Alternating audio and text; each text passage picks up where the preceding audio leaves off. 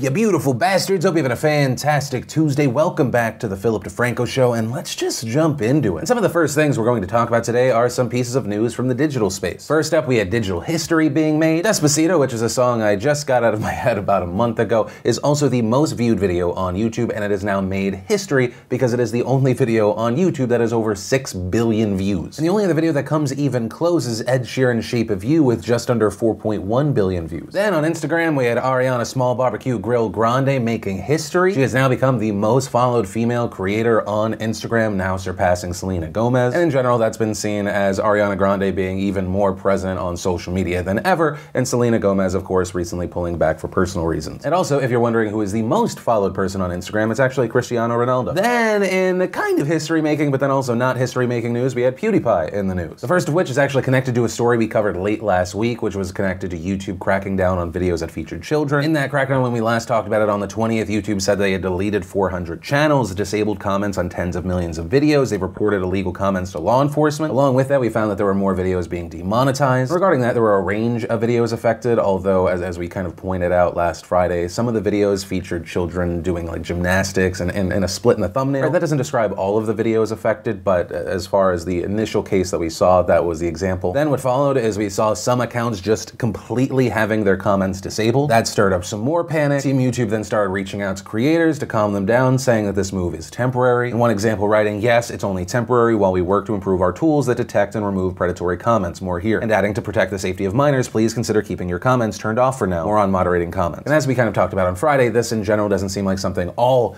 YouTubers should worry about, just people that have kind of family or child content. Which brings me to Felix, because really if there was anyone that was going to call YouTube out based off of just historically what he has had to go through, this week we saw him chime in on the issue and he said this. They're not setting a precedent by removing comments or demonetizing these videos. It's not something that's going to affect everyone on the site. It's clearly something they've done just to act swiftly at a time when it's necessary. And to be honest, I appreciate that YouTube does that. So before everyone freaks out and say YouTube is over, no it isn't. Calm down.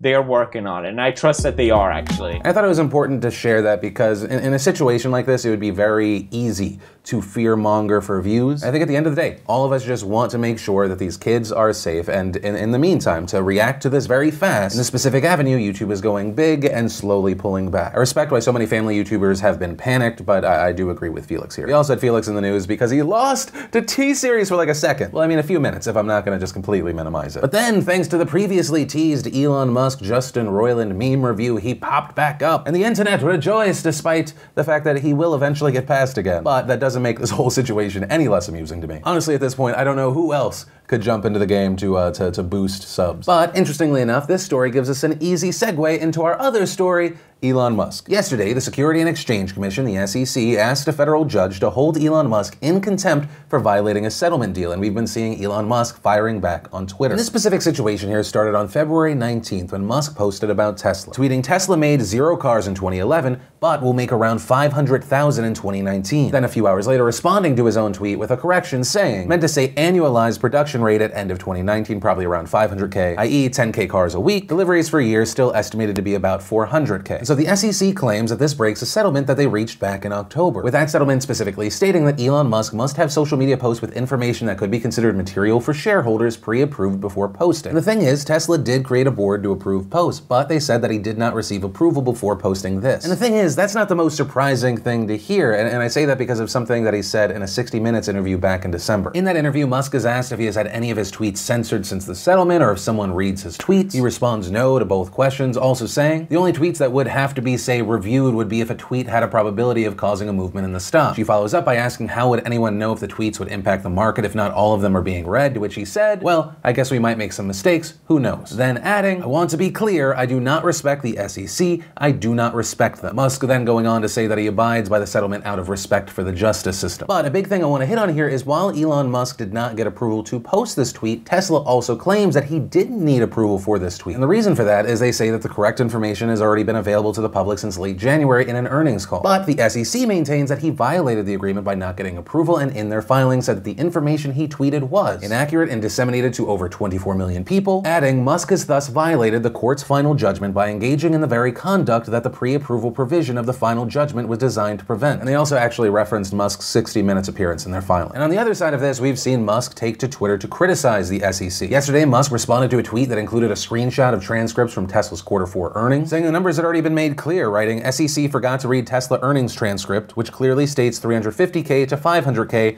how embarrassing. And when one user responded by saying, good thing judges are awesome, Musk said, indeed, I have great respect for judges. It's not perfect, but in general, we should be very glad of the US justice system. So this morning, Tesla shares went down 3% in pre-market trading, and I mention that because of this interesting exchange. A user on Twitter wrote, some thoughts. SEC filed for contempt for the court because the tweet was not pre-filtered despite having potential to move the markets. Even if the tweet did not state anything wrong, it was clearly not pre-filtered and thus the SEC is technically right. But another adding, but it didn't move the markets and the SEC complaint did. Whereas the enforcement committee that protects the small investor from the SEC enforcement committee, which Musk replied, exactly. This has now happened several times. Something is broken with SEC oversight. So, what now? Well, this isn't the first time that Musk has been in trouble with the SEC for his tweets. As you might remember, we talked about it on the show. The SEC previously sought to remove him as CEO of Tesla after tweets he sent back in August. They accused him of fraud and share price manipulation, and they eventually reached a settlement where he was allowed to stay on as CEO, but he lost his role as chairman. And that, of course, was the same settlement that resulted in the mandate that his tweets be reviewed, as well as he and Tesla separately being fined $20 million each. And so this time around, it's unclear exactly what the consequences would be for breaking the settlement. According to Erska Vilikonia, professor at Georgetown University Law Center, he could face fines up to $1,000 per day. And that would be from when the court issued the order until a court rules that he is in full compliance. Right, so for someone like Elon Musk, that would essentially be nothing. But you also have people like Rebecca Roiphe, a professor at New York Law School, who says this could just be the beginning of the SEC trying to threaten Musk's position as CEO again. But as far as what happens next, I have no clue. Although, the last updates to this story, according to The Hill, is that a federal judge in Manhattan has told Elon Musk that he has until March 11th to explain why he should not be held in contempt of court. It's going to be interesting to see how this develops. I mean, we talked about that 3% dip. We've now seen the stock going back up. I mean, whenever you're talking about stuff like this, the market is actively fluctuating. Yeah, it's going to be really interesting to watch and see how far this gets. But, of course, like I try to do with any story we talk about on this show, I do want to pass the question off to you. What are your thoughts on this? What do you think is going to happen? What do you want to happen? But from that, I want to share some stuff I love today. And today in Awesome, brought to you by a mid-roll or a random jump cut if you have YouTube Premium or an ad blocker or we got demonetized. And the first bit of awesome is if you have not already seen this morning's Extra Morning News deep dive, I highly recommend you watch it after today's show. It's a deep dive into just the insane roller coaster ride that is the election fraud in North Carolina. I'll just say it's a special one. Then an awesome we haven't done for the longest time. If you want to snag one of our awesome shirts or hoodies, I'm talking sports. Why be informed when you can use your feelings as your facts? Stay humble, hustle hard, and of course our fan favorite pretentious gear. And for the next 36 hours, we're doing what we used to do back in the day, having a broke-ass college kid sale. If you use code BROKE, you will get 20% off your order. Side note, you don't actually have to be in college or broke. It's just it's a callback. It's not that deep. Then we had Life Noggin giving us what causes a stutter. If you're into the flex, we had Offset showing off his insane jewelry collection. Dude Perfect giving us more real life trick shots. Then we got a brand new trailer for Detective Pikachu. We get a little Mewtwo goodness. I'm so damn excited for this movie. Side note awesome, there's gonna be a Nintendo Direct tomorrow for Pokemon. And if you wanna see the full versions of everything I just shared, the secret link of the day, really anything at all, links as always are in the description down below. And then let's talk about our final story today, which if you've watched the show for a while,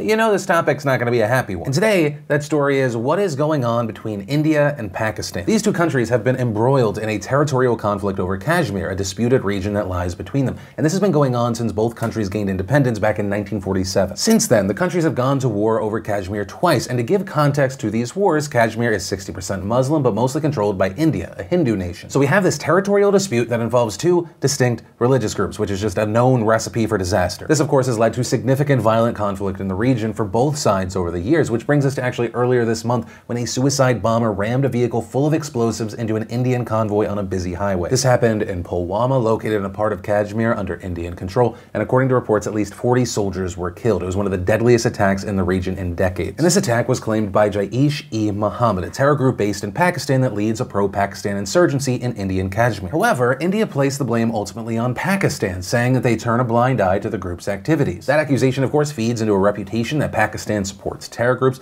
a reputation that even led to President Trump cutting $1.3 billion in military assistance to Pakistan just late last year. There, specifically because of their alleged use of terrorist groups to achieve military objectives, but Pakistan denies all of these allegations. And that terror group is even officially banned by Pakistan, although Pakistan is also accused of shielding its leader from being labeled a terrorist by the UN, which is a designation that would freeze their bank accounts. But all of that leads us to today, when Pakistani officials reported airstrikes on their territory conducted by Indian warplanes. And while these countries have been in conflict for a while, this is the first time in decades that either party has sent warplanes across what is known as the line of control to strike the opposing side. And specifically what they did here is they dropped bombs near Balakot, a town near the disputed border. On the one side, the Indian Foreign Secretary justified the attack by doubling down on the idea that Pakistan supports the terror group. India struck the biggest training camp of the Jaish-e-Mohammed in Balakot. In this operation, a very large number of Jaish-e-Mohammed terrorists, trainers, senior commanders, and groups of jihadis who were being trained for Fidaiin action were eliminated. And also adding that Pakistan made a commitment back in 2004 not to allow its soil to be used for terrorism against India. However, right now it is unclear whether the planes actually hit anything or anyone. A spokesman on the other side for Pakistan's armed forces claimed that there were no casualties and tweeted out, "Payload of hastily escaping Indian aircrafts fell in open." This along with photos of the strike. And we've seen various security officials, analysts, and diplomats in New Delhi also doubt India's claims. This due to the fact that Indian Prime Minister Modi made it clear that India was going to retaliate, prompting any terrorist groups to evacuate areas near the border. We saw Rahul Bedi, an analyst at the London-based Jane's Information Group, state that what they hit is speculation for now. They say they hit a terrorist camp, but a lot of intelligence sources say those camps in Pakistan had been cleaned out in recent days. And these officials also say they doubt the existence of such large-scale training camps by the border, asserting that instead it would most likely be spread out in small clusters throughout the country. Additionally, in the past few days, India has moved troops into villages near the line of control, arresting Kashmiris suspected of being part of an insurgency against India, and there have even been reports of families fleeing the border region as the conflict escalates. And really confirming the fears that these families have that the fighting will only intensify from here, you had Pakistan's Prime Minister Imran Khan's office responding to the attack in a statement saying, "India has committed uncalled for aggression to which Pakistan shall respond at the time and place of its choosing." Also, just a quick pause to mention the super happy fun time note that a lot of people forget. Both Pakistan and India are countries that possess nuclear weapons. But back to the story. Khan's office's statement also accused Modi's government of using the attack to spur support before an upcoming election, stating, "This action has been done for domestic consumption, being an election environment, putting regional peace and stability at grave risk." And Bedi also made this claim, stating that the attack, quote, "is more political symbolism than anything else." Mr. Modi had to show some demonstrable action on India's part ahead of elections. And reportedly in a recent rally in New Delhi, Modi proclaimed, "We won't let this country bow down," as photos of Indian soldiers killed in the recent Pulwama bombing played in the background. But ultimately, that is where we are as of recording this video. This is a still ever developing situation. But you know, something you should just be aware of since you have two nuclear powers